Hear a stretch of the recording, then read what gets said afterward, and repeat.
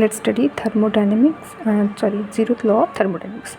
Point A Chintu और point B Rinku और point सी पर है पिंटू यानी कि पी। ठीक है, सो चिंटू ने पिंटू को बायां हाथ पकड़ाया। चिंटू ने पिंटू को अपना बायां हाथ पकड़ाया। ठीक है,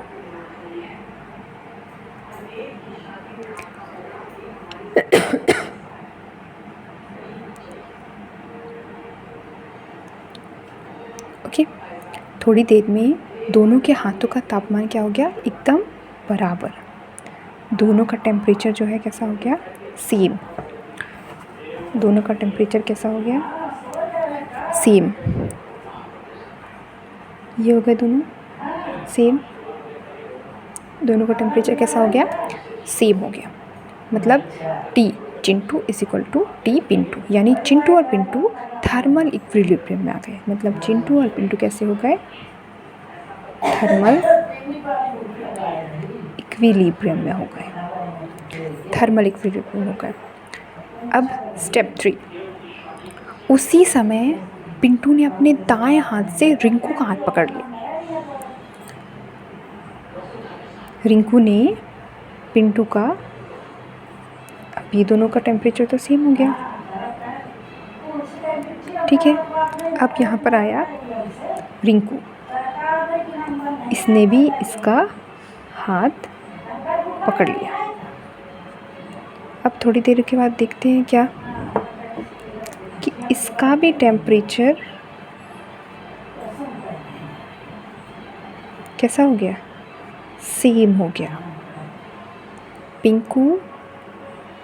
चिंटू, पिंटू और रिंकू तीनों का टेम्परेचर कैसा हो गया, सेम हो गया।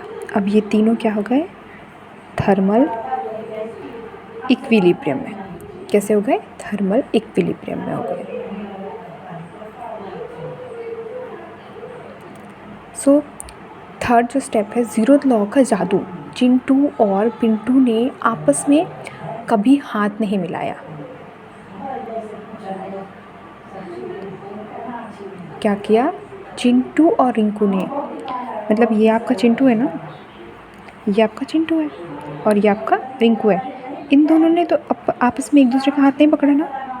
इसने इसका पकड़ा, यानी कि चिंटू ने पिंटू का, पिंटू ने रिंकू का। बट रिंकू और चिंटू ने एक दूसरे का हाथ नहीं पकड़ा। उसके बाद भी दोनों का टेम्परेचर कैसा हो गया, इक्वल हो गया। लेकिन क्योंकि दोनों पिंटू के बराबर तापमान पर आ चुका है, इसीलिए चिंटू और रिंकू का तापमान भी आपस में बराबर हो गया। ठीक है, इसका असली फिज़िक्स में क्या महत्व है, यह नियम असल में टेम्परेचर, तापमान के कॉन्सेप्ट को जन्म देता है।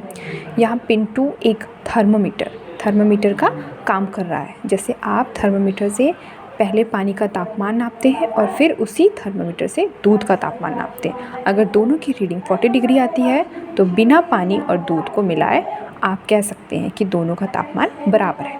Okay, this is thermal law of thermodynamics.